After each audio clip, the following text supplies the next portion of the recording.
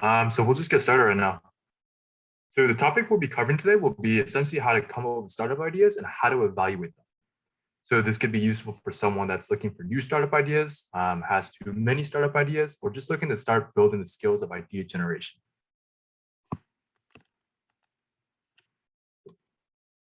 Okay, and then the checking code, I think is startup. Cool. Before I dive into the meat of the workshop, I want to first address sort of the right mindset for startup ideas. A lot of people will generally come in thinking they have to find the perfect next big revolutionary idea, but that will often lead you to being stuck and just sort of not the right approach. I guess the sort of right approach would be to look for valuable problems to solve, ones that you've personally experienced yourself or have noticed from many other people. This could be like your friends, family, or whatever you experience. This could be like a good sort of start for idea generation. And once you do decide to on a problem that you want to solve, your initial idea to solve that problem will most likely grow and change throughout time. So a lot of times the idea you start off with will probably not be the idea that you end up with towards as you progress. And a good example of this could be Amazon. I think it initially started off as some online bookstore, but now it has grown to like a ginormous company that pretty much does everything. Cool. So go into essentially what a startup idea is. The core of what a startup idea is really a hypothesis for how a company can grow quickly. There are sort of three components that make a startup idea.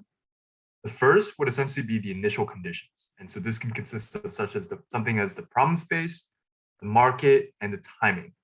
And some of the important questions that could be asked for this phase would be, what problem are you solving? How relevant is the problem? And how big and fast is this market growing? And why is this the right time to solve this problem? So these could be like some questions that you ask as you're sort of looking through any problems that you experience or any of your friends, family, or whatever to determine like what the value of this problem is, because you want to make sure you pick a problem that's basically worth solving. And what I mean by that is how relevant is this problem? Like how many people are experiencing this problem? How frequent is it? Because if it's not, if it's like a small subset of users, maybe like not too many users, it could potentially not be worth it. Along with the frequency as well, right? If it's something where you experience this problem very infrequently, it could be really hard to generate revenue later on. Second component to a startup idea would essentially be the solution. It's really how you're going to solve this problem. Wasn't to make sure that you have basically what you want to be careful of is you don't want to have a solution first and try to fit that and sort of shoehorn that into a problem, but you want to look at problems first and just be observant of that. For example, I think a lot of us, I guess in ACM or CS majors or just engineering in general. So a lot of times we'll look at some new tech that we want to experiment with, such as like React Native, Flutter, or whatever the new tech is. And we'll basically come up with an idea or solution to try to fit that into an existing problem. And a lot of times that doesn't really work for a startup. And that could be good for sort of like a side project, but to take that into a company, there's oftentimes not the right approach. And lastly, the third component to startup idea would be the insight.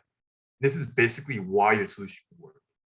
And some of the most common advantages for why you're the right person, or I guess why this is the right timing, would be one, you're a super expert. And what I mean by this is you essentially have a founder advantage, meaning you really know this market inside and out, and you know pretty much everything about this market, and you know basically more about this market than everyone else on in the population pretty much.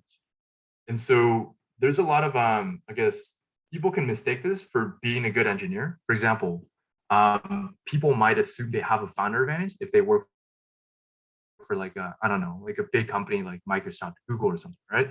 But actually, there's a lot of people that work at Microsoft, Google, engineers, and really, what a founder advantage is like someone, for example, that has like a PhD in some sort of niche market. That would be sort of what I would really consider a founder. The second common advantage that you could really have for why your solution would work or just the startup would be the market is growing fast. So let's say hypothetically your market is growing by 20% a year. And just by default, solving a problem in the market well and being in that sort of market space would essentially lead to that sort of growth as well. Another advantage that you could have would be the product advantage. So is your product 10 times better than everything that's currently on the market? So is we're not just talking about marginal improvements to an existing solution and just adding like a few features and calling that 10 times better, but this is something that's 10 times meaning drastically better, significantly better to the point where you have that advantage over everyone else. And lastly, the last common advantage that you could really have would be capital, basically. If you have a lot of money, right, especially if you're trying to build like a marketplace application where it requires, users on both sides or even a three-sided market, it could be really helpful to have a lot of money, right? Because marketing efforts, etc. But yeah, those are like the big advantages that are pretty common for why something.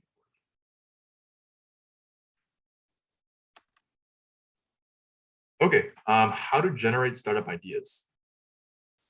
Basically, really for generating ideas, you're gonna have to jot it down basically, right? A lot of times you'll have some sort of great observation or some sort of great idea in your head. And when you go back to it later, there's a chance you could forget it, right?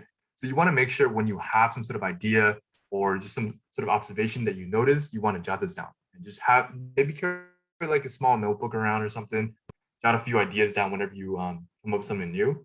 So you can sort of reference and look at this later. Because a lot of times when you're looking through your, maybe like your small notebook or even like a whiteboard of some sort on your computer, a lot of times these ideas can mesh into some sort of new combination of a new idea.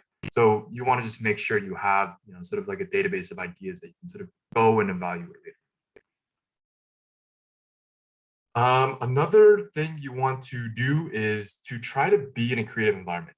So really be surrounded by the right people, people that have a good feel for the future, can entertain improbable plans, are optimistic, smart in a creative way, and honestly just generating a lot of high ideas.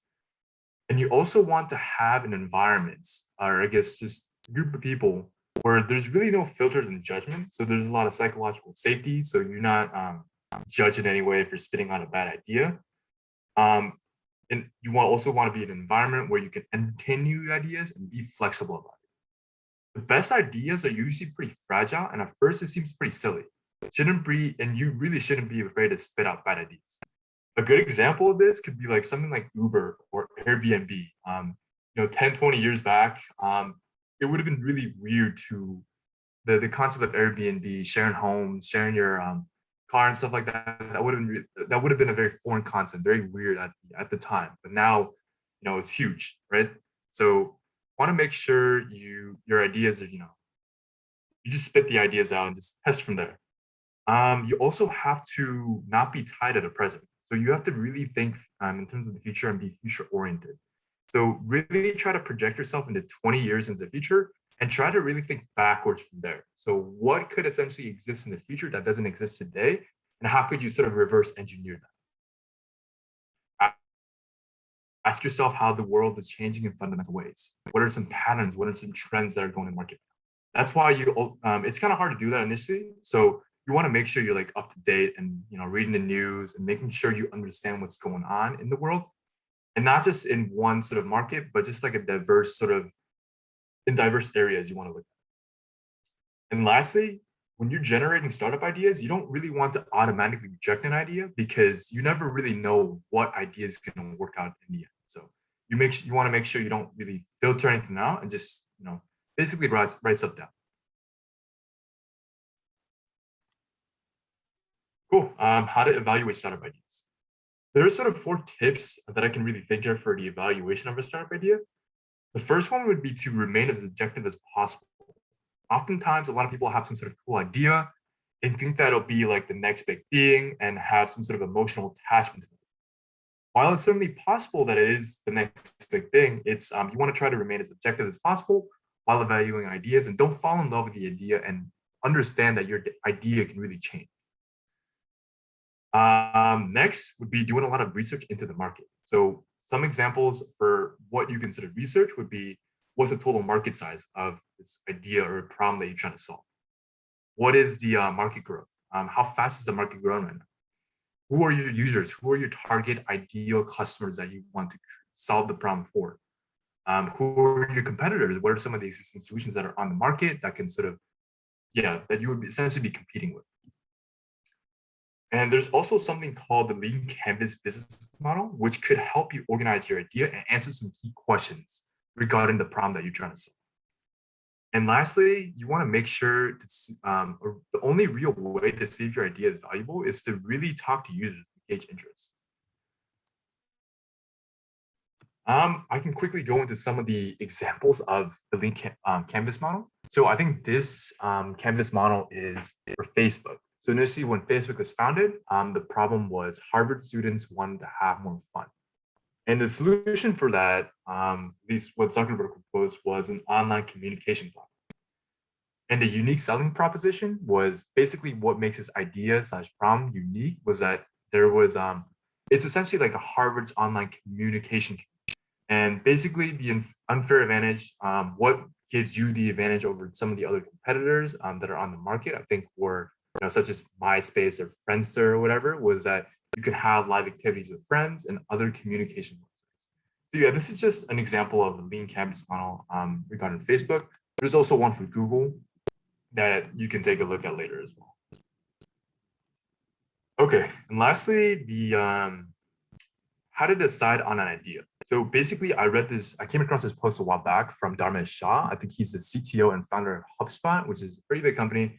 And he sort of came up with this framework for evaluating and deciding on an idea, which was basically you have a scale of 1 to 10 for 3 different categories of idea, right? So you have the potential, like ideally, if everything goes to, as ideally as possible and everything works out according to your plan, what is the potential of this idea? Like how big can this idea get and what can you have 1 million users on it, 1,000, what is the potential, right? And this will come into sort of evaluating the market and, after having done some market research, you probably have a better idea of the potential of this idea.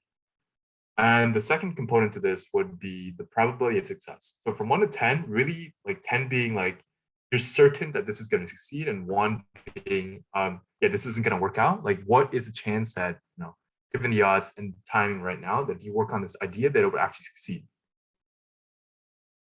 And lastly, the third component to this would be like, how passionate are you about this idea? Is this something, a problem that you really want to solve? Or is it something that just kind of just piqued your interest and you notice if people have this problem? Or is it something that you want to dedicate your life to something, right? And so you want to really try to come up with like a number from 1 to 10 for each of these. And you can weigh this differently based on like what you value most, but that should just sort of give you like an objective sort of metric to be able to evaluate and decide on an idea. It's not like a perfect science, but it should give you just a general idea of where to go. And lastly, you really want to pick an idea that you're going to stick with, because doing a startup is really hard. There's going to be a lot of troubles and obstacles that come along your way, but you want to make sure when you pick an idea, it's something that you're confident that you can stick with for the long term as well. Cool. Yeah, that just about wraps up the presentation. If you guys have any questions, fire away.